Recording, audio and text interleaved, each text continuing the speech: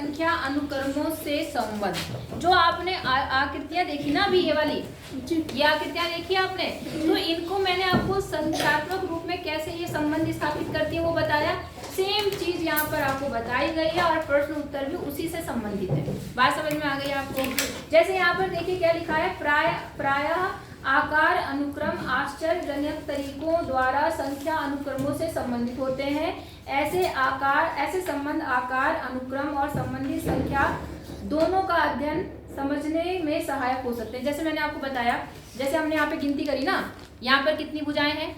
3, अगले में 4, अगले में 5। तो यहाँ पे संख्याएं बताई ना इसने, आकृतियों से संख्याओं में संबंध बन गया। ऐसे अगली वाली में हमने कहा कितनी रेखा है? 1, फिर कितनी रेखा है? फिर अगले में 4, फिर अगले में 5। समझ रहे हैं? तो यहाँ पे भी इस आकृति के उससे यहाँ पे संबंध, लेकिन मैंने कहा आकृतियों में रेखाओं की संख्या आपने 4 बोला, विकर्ण वाले में तो 6 है या नहीं है? फिर अगले में आपकी और ज्यादा है, तो यहाँ पर आपके पास त्रिभुजाकार संख्याएं बन रही थी कि नहीं बन रही थी? अभी सुस्त हो रहे हो तुम? पढ़ने का मन है नहीं है अभी? तो फिर क्यों नहीं पढ़ रहे? ध्यान दो, हिलो मत इधर उधर। इतनी बात समझ में आ गई?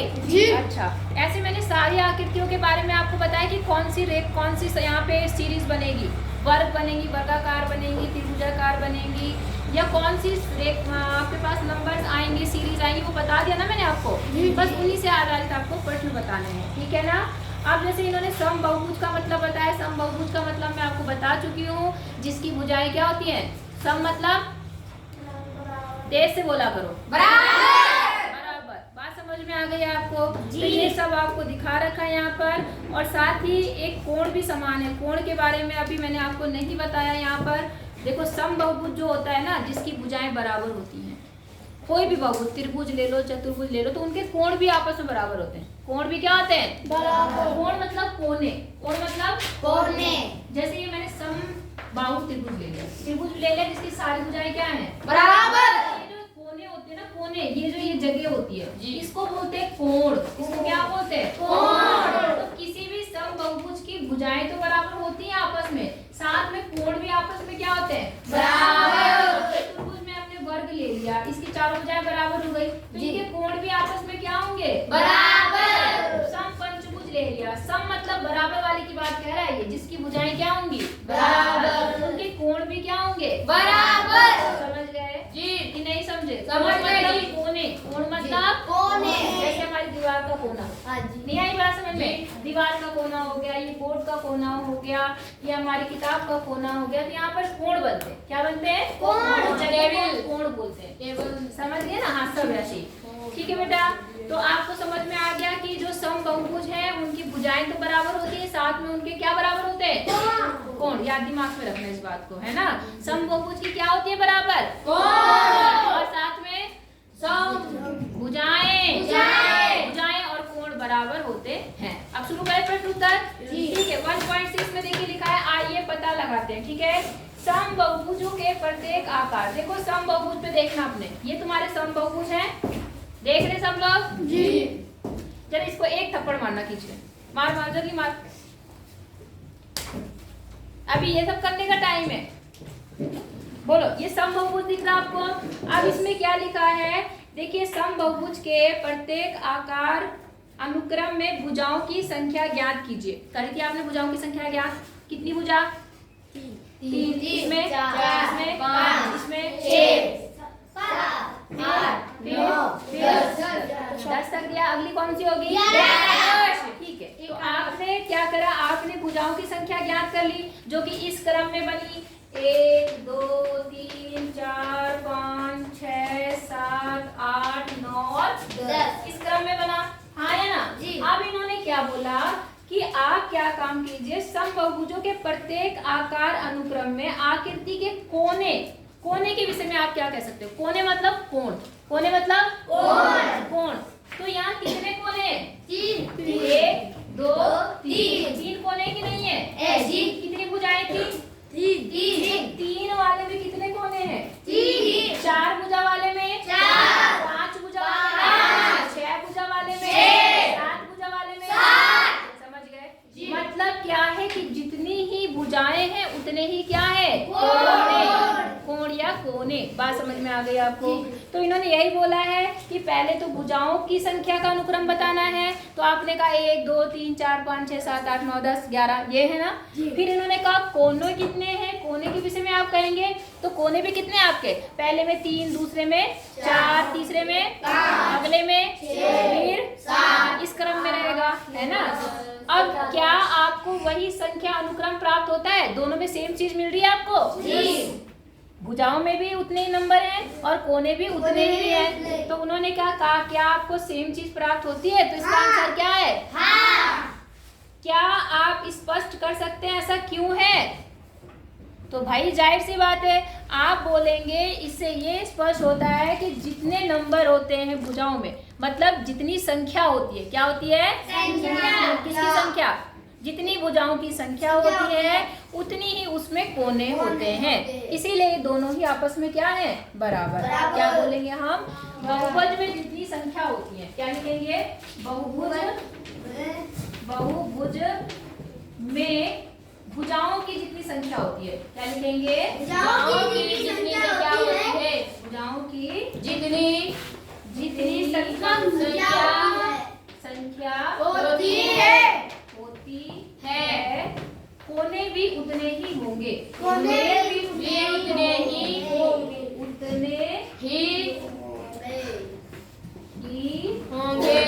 बोलो बात समझ में आ गई? यस मैम जी। बोलो कितनों को मेरी बात समझ में? सबको आ गई? जो पहले प्रश्न का उत्तर लिख लेंगे, अच्छे से सुंदर सुंदर लिख के लाना, ठीक है। अच्छा अगला देखो, संपूर्ण आलेख। संपूर्ण आकृति दिख रही है आपको? ये वाला जिसके बारे में सवाल पूछ रहा है। संपूर्ण आलेख के प्रत्येक अनुक्रम में रेखाओं की संख्या की गणना कीजिए। अभी हमने की भी थी, करी थी रेखाओं की संख्या की गणना। पहले में कितनी है? 1, दूसरे में 3, अगले में 4, फिर गलत 6, अगले में कितनी थी? 9, कितनी थी? 12। अरे गिन लो भाई, कॉपी किताब तुम्हारे पास है। 10 कितनी? 10। और अगले में 15 कितनी है? 15। और अगले में कितनी होंगी? 21 होंगी। बात समझ में आ गई कि नहीं आई? अच्छा एक छोटी सी बात और समझ लो, अगर कोई बहुभुज ले रहे ना और उसमें हमें विकर्ण की संख्या, जैसे अभी मैं खींच रही थी विकर्ण, तो कोई छूट जाए तो हमें पता कैसे चलेगा कि हमारा मतलब सही है कि गलत है? हमें विकर्ण निकालने का एक फॉर्मूला पता है। पता है क्या होता है विकर्ण निकालने का फॉर्मूला? विकर्ण, किसी बहुभुज का विकर्ण बराबर होता है n-3/2। क्या? n-3/2। जैसे मैंने अगला कौन सा लिया था? मैंने षष्ठभुज लिया था कि सप्तभुज लिया था? सप्तभुज लिया था। सप्त मतलब 7, जिसकी 7 भुजा। तो n जो है वो 7 होगा। क्या होगा? n मतलब भुजाओं की संख्या। तो यहाँ कितना होगा? 7। 7 में से 3 माइनस कर दो, कितना हो गया? 7 में 3 9 10। 7 3 माइनस करो, कितना आया? 10। अच्छा 7 में 3 माइनस करोगे तो और बटे कितना है? 2।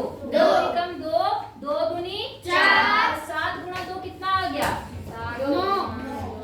कौन 14 तुम तो जोड़ घटा गुणा भागी में जा रहे हो। ये बोल रही है 9 गलत। जैसे तुम्हें टाप दो। इतनी बात समझ में आ गई जी? तो विकर्ण कितने आए? 14। और भुजाएं कितनी थी उसमें? 7। 7 और 14 कितना बन गया? 21। नहीं आई बात समझ में? तो अगर कभी आप लाइन ऐसे खींच रहे हो तो आपको पता चले कि आपने कम लाइन खींची, ज्यादा लाइन खींची, तो आप इससे निकाल सकते हो। नहीं समझे? ऐसा बहुभुज जिसमें 8 भुजाएं हो। कितनी भुजाएं हो? 8 भुजाएं। ऐसे ऐसे ऐसे ऐसे ऐसे 8 भुजाएं। कितनी भुजाएं हो? 8। उसमें टोटल विकर्ण कितने बनेंगे? n की जगह पे कितना लिखेंगे? 8। और 8 में से कितना घटाएंगे? 3। और भाग कितने से करेंगे? 2 से। तो देखो 8 और 8 में से 3 गया 5। और भाग कितने से करेंगे? 2। तो 2 से इसको काटोगे तो 4 पंचे कितना? 20 तो उसमें विकर्ण होंगे। और भुजा कितनी होगी? 8। टोटल कितनी बन गई? 28। इसका मतलब अगले में भुजाओं की संख्या कितनी होगी? 28। ये तो समझ में आई बात? आ गई। तो बेटा इस तरह से आप इसको क्या कर लेंगे? बता सकते नहीं बता सकते? तो इसका सवाल यही था कि संपूर्ण आलेखों में आपको संख्याएं बतानी थी, किसकी? रेखाओं की। तो रेखाओं की संख्या आप बता सकते नहीं बता सकते? और इससे आपको कौन सा अनुक्रम प्राप्त हुआ था? देखो कौन सा अनुक्रम प्राप्त हुआ। पहले में कितनी संख्या है? पहले में कितनी है? 1। फिर कितनी है? 2। अरे गिन लो भाई, कदे ऐसे कभी पागल हो रखे। कितनी है? 3। बोलो। 3। अब फिर एक ही बच्चा बोल रहा है 3। अगला क्या है? 6। अगला कितना है? 10। अगला कितना है? 15। अगला कितना आया था? 21। अगला मैंने भी कितना बताया? 28।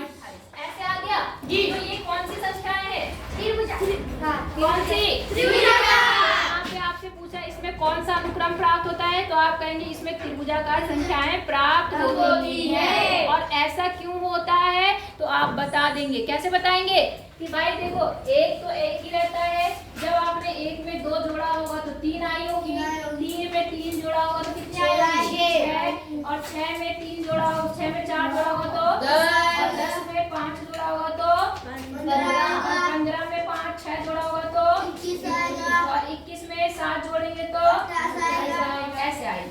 ठीक है ना? लिख लेंगे नहीं लिख पाएंगे? पक्का? जी। 2 सवाल हो गए।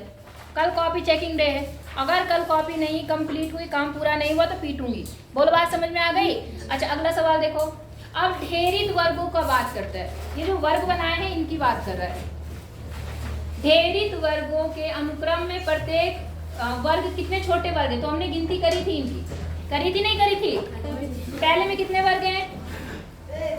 जल्दी जल्दी जवाब। दूसरे में 4। तीसरे में 9। अगले में 16। अगले में 25। अगले में 36। समझ गए? अच्छा, अब सवाल का जवाब दो। तो आपने कितने वर्ग हैं बता दिए, छोटे वर्ग। आप क्या बोल रहे हैं? इनमें कौन सा संख्या अनुक्रम प्राप्त होता है? तो कौन सी संख्या बनी थी इसमें? अच्छा, वर्गाकार। क्या बनी? वर्गाकार संख्याएं बनी। 1 बनी, फिर 4 बनी, फिर 9 बनी, फिर 16 बनी, फिर 25 36। हाँ बेटा, ये कौन सी संख्याएं होती हैं? वर्गाकार। तो बता देंगे आप इसमें वर्गाकार बना। और आप ऐसा क्यों कह सकते हैं? क्योंकि आप बताना कि ये सारी संख्याएं वर्ग संख्या है। 1 का वर्ग 1, 2 का वर्ग 4, 3 का वर्ग 9, 4 का वर्ग 16। बात समझ में आ गई? ये सवाल भी हो जाएगा। इसीलिए उसको मैंने उस समय एक्सप्लेन कर दिया था कि आप लोग सही करें। अच्छा, अगला देखो, ढेरित त्रिभुज की बात कर रहा। उसमें भी आपको कितने छोटे त्रिभुज हैं आप वो गिन सकते हैं? जी। तुम नहीं गिन पाओगे? गिन पाओगे? जवाब दे रहे हो जी। त्रिभुज गिन लेंगे सारे जी। अब आपने बोला कि कौन सा अनुक्रम प्राप्त होता है, तो वहां पर भी वर्ग ही बन रहा था, अभी हमने देखा था। तो वर्गाकार बनेंगे। आप स्पष्ट कर सकते हैं कि ऐसा क्यों होता है। गंदी बात, ऐसा क्यों होता है तो आप फिर से बता देंगे, है ना? प्रत्येक पंक्ति में कितने त्रिभुज है तो ये गिन के अब बता देंगे। बता दिया था मैंने, वहां सारा एक्सप्लेन कर रखा। अगला देखो, हिमखंड। ए लड़के, यहाँ क्या बोल रहा है? हिमकर्ण खंड, सॉरी, कोच हिमकर्ण वाले अनुक्रम से एक आकार से अगला आकार आपको पता है कैसे प्राप्त हुआ था? मैंने बताया था वो त्रिभुज ऊपर से उठ जा रहा है, साइड से उठ रहा था ना। तो आपको पता चल गया वो कैसे आया था। ये वही बताना चाह रहा है। जैसे जैसे इसे अधिक बार किया जाता है वैसे वैसे परिवर्तन अधिक छोटे छोटे चित्र बनते जाते हैं। बाद में बहुत छोटी छोटी लाइनें बन रही हैं जी। यहाँ पर ये बन रही है, नहीं बन रही है? तब क्या कह रहा है? कोच हिमखंड के प्रत्येक आकार में कुल कितने रेखाखंड हैं, इसके संगत संख्या अनुक्रम क्या होगा? तो ये मैंने आपको बता दिया क्या होगा। पहले में कितना बताया था? पहले में कितनी रेखाएं आई थी? पहले में कितनी थी? 3। और दूसरे में कितनी थी? 4। अरे गिन लो मेरे भाई। 9। कहाँ है 9? 6। इसमें 6 है।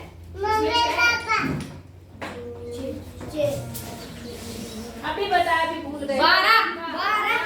अगला कितना आया था? 28। सब भूलते जा रहे हो। तो मैंने क्या बोला, इसमें कौन सा अनुक्रम लगा है? देखो 3 है, 3 को फिर हमने 4 से गुणा कर दिया। कितने से गुणा कर दिया? 4। तो 12 मिल गया। फिर 12 को हमने 4 से गुणा कर दिया, 48 मिल गया। अब 48 को कितने से गुणा करेंगे? 4। तो अगली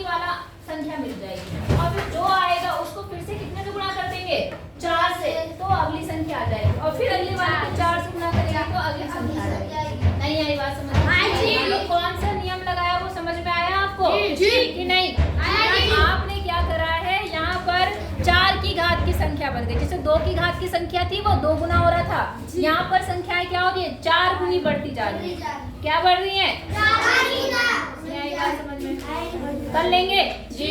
तो ये सवाल लिख के लाना, कल कॉपी चेक करूंगी। कल चैप्टर, आज चैप्टर खत्म हो गया और परसों से या कल से जब देखूंगी अगर कॉपी चेक हो गई तो ठीक है, नहीं तो फिर ये अब स्टार्ट करेंगे। लेकिन कल पहले कॉपी चेक होगी। बोलो बात समझ में आ गई।